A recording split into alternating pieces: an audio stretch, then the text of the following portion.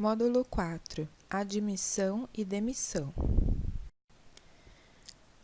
Antes de iniciarmos o tema do módulo, que é sobre admissão e demissão de colaboradores, nós vamos definir qual que é a diferença entre o empregado e o empregador. A CLT, que é a Consolidação das Leis do Trabalho, ela traz uma definição muito clara de empregado e empregador. Conforme os aspectos legais. Então, nós vamos ver agora a definição da CLT. Empregado, ele consta no artigo 3º da CLT. Considera-se empregado toda pessoa física que prestar serviços de natureza não eventual a empregador, sob a dependência deste e mediante salário. E artigo 2º consta a definição de empregador. Considera-se empregador a empresa, individual ou coletiva, que, assumindo os riscos da atividade econômica, admite, assalaria e dirige a prestação pessoal de serviços. Então, essa é a diferença. O empregado é a pessoa que presta o serviço e o empregador é a empresa que passa todas as atividades, que paga o salário e que define qual é o serviço que o empregado vai fazer. Então, é uma definição bem simples e clara que nos mostra a diferença entre um e outro. Agora, nós vamos falar um pouco sobre os tipos de contratos. A partir do momento que temos um candidato aprovado num processo seletivo, inicia-se a admissão do mesmo na empresa. Então, antes de tudo, é necessário definir qual será a modalidade de contratação desse funcionário. Então, nós vamos ver quais são os tipos mais comuns de contrato e, na sequência, nós vamos ver cada um detalhadamente. Então, nós temos o contrato por tempo determinado, o contrato por tempo indeterminado, o contrato de trabalho temporário e o contrato de trabalho eventual. Então, nós vamos conhecer um pouquinho mais sobre esses tipos de contrato. Contrato por tempo determinado é um tipo de contrato em que a duração é pré-fixada, ou seja, tem data para acabar. O colaborador e a empresa já sabe que ele será rescindido no final. E o contrato por prazo determinado, ele não pode exceder a duração de 2 anos. Então, tem esse limite de 2 anos. E ele é válido quando as atividades cuja natureza ou transitoriedade justifiquem a pré-determinação do contrato. Então, não são todos os tipos de empresa e todos os tipos de atividade que justificam ter um contrato com prazo determinado. Atividades empresariais de caráter transitório e quando é contrato de experiência. Todos os contratos indeterminados, eles iniciam com um contrato de experiência. Então, logo eles iniciam com tempo determinado para depois passarem a ser indeterminado.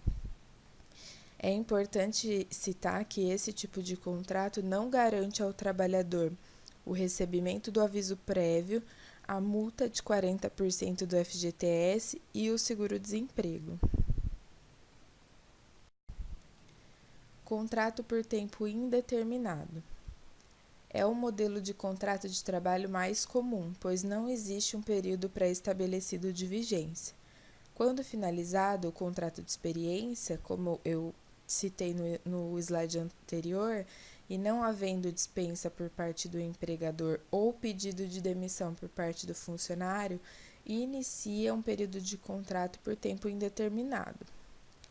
A rescisão desse contrato, a maioria dos contratos tem duração indeterminada, é definida uma data início, mas a rescisão pode ocorrer a qualquer momento, tanto por parte da empresa como por parte do funcionário.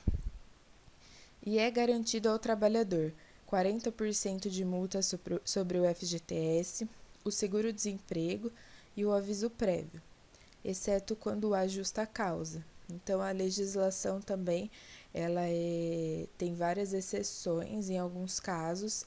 Então, sempre que houver alguma situação que você não souber lidar, é importante buscar sempre respaldo na CLT.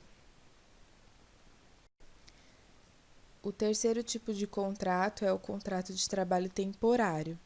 É considerado como trabalho temporário o serviço prestado por uma pessoa física para atender uma necessidade de substituição do quadro de pessoal ou pelo aumento de serviços.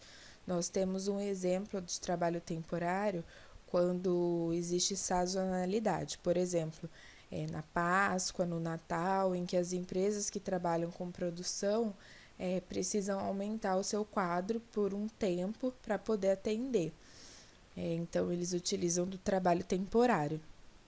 O período deve ser determinado com carteira assinada e por pelo menos 3 meses, e pode haver prorrogação desse contrato.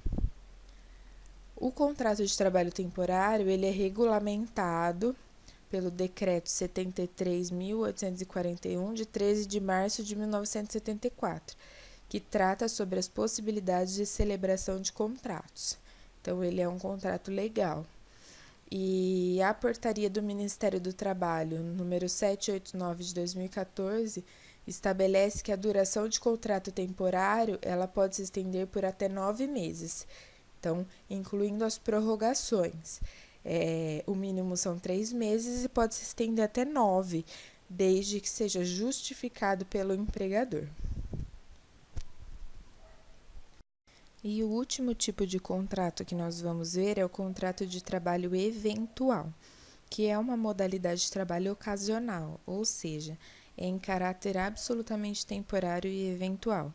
Embora seja muito parecido com o trabalho temporário, o contrato temporário, a maior diferença é que o contrato de trabalho eventual não tem vínculo empregatício. Então, o funcionário não tem registro em carteira, é um contrato de prestação de serviços. Ele é realizado de forma esporádica por um curto período de tempo, mas não é considerado como empregado. Nessa modalidade, geralmente temos os consultores, os prestadores de serviços, os profissionais autônomos. Então, é um tipo de contrato que é comum nas empresas, sem gerar vínculo empregatício. Agora, nós vamos ver quais são as etapas do processo de admissão. Depois que nós definimos o tipo de contrato que será aplicado, iniciam as etapas do processo. Então, é muito importante que elas sejam feitas com muito cuidado para que não tenham informações divergentes que gerem problema com a legislação. Então, nós já temos o candidato aprovado e nós vamos apresentar para ele uma proposta de trabalho. A proposta de trabalho ela é enviada formalmente, geralmente por e-mail, ao candidato selecionado, onde vai ter informações de salário, benefícios, as atividades que ele vai realizar e outras condições de trabalho.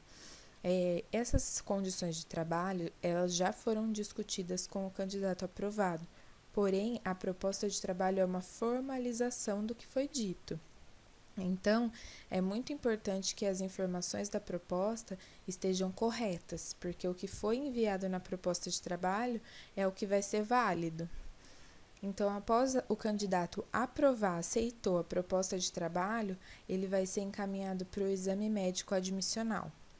O exame médico admissional ele é previsto pela CLT no artigo 168, então ele é obrigatório na admissão de um colaborador CLT, e ele consiste em avaliações físicas e mentais a fim de atestar se o funcionário está apto a exercer a função. Então, o exame médico, na maioria dos casos, ele também é uma etapa do processo de seleção, porque se o candidato não for aprovado no exame médico, ele não pode ser contratado. Solicitação dos documentos. Os documentos de admissão, eles servem para identificar o profissional, informando os seus dados básicos sobre sua vida civil. E é o Ministério do Trabalho que exige e fiscaliza essas documentações. Então, sempre quando um colaborador vai entrar na empresa, ele tem que entregar uma série de documentos que ficam arquivados no prontuário dele dentro da empresa para possíveis fiscalizações do Ministério do Trabalho. E por último, ele vai assinar o contrato e a empresa vai registrar a carteira de trabalho. Então, a empresa ela tem até 48 horas para assinar e devolver a carteira de trabalho com as anotações referentes ao contrato, que também deve ser assinado. Então, aqui nós finalizamos a etapa de admissão. Aqui eu trouxe para vocês um modelo de registro na carteira de trabalho. Então, como eu disse na etapa anterior, todo contrato CLT ele tem o registro na carteira. E essa daqui é uma página de contrato de trabalho na carteira, onde constam as informações da admissão. Então, tem o nome do empregador, o CNPJ, o endereço em que o colaborador vai trabalhar, qual é o cargo que ele vai exercer, o número do CBO, que é a Classificação Brasileira de Ocupações. Todo cargo tem o seu CBO, a data de admissão, que dia que ele iniciou na empresa, o número de registro, que toda a empresa gera um número de registro, e o salário que ele foi contratado, a remuneração. Tem a assinatura e o carimbo do empregador. Então, esse é o modelo básico de registro em carteira, que qualquer pessoa pode fazer dentro da empresa, mas quem faz é o profissional de RH e administração de pessoal. Bom, todo contrato que ele é iniciado, ele também pode ser encerrado. Então, aqui nós vamos falar um pouco sobre rescisão, quando o contrato encerra. Na CLT existem 3 formas de dispensa, sendo em que cada uma delas as verbas rescisórias a serem recebidas pelo trabalhador são diferentes. Então, na prática, existem outras modalidades comuns no mercado, e recentemente uma nova foi incluída pela reforma trabalhista. Então, a rescisão de contrato de trabalho, ela encerra um vínculo entre a empresa e o trabalhador, e ele gera uma série de obrigações para um lado e direitos para o outro. Ou seja, a empresa tem a obrigação de pagar todas as verbas rescisórias para o funcionário, que tem alguns direitos já pré-estabelecidos pela legislação. Os motivos que levam ao desligamento, ele pode ser diverso. Por isso, existem vários tipos de pedido de demissão para cada caso específico. Então, aqui eu vou mostrar para vocês quais são os tipos de demissão. Demissão sem justa causa, ou seja, ela parte do empregador. A empresa desliga o funcionário sem justa causa. Demissão por justa causa, ou seja, quando há um motivo que leve a empresa a desligar esse funcionário, um motivo maior, que também consta na CLT quais são os motivos para desligamento por justa causa. Pedido de demissão pelo empregado. O empregado ele pode solicitar seu desligamento a qualquer momento. Encerramento de contrato com prazo determinado. Um exemplo aqui é o contrato de jovem aprendiz, que é um contrato com prazo determinado.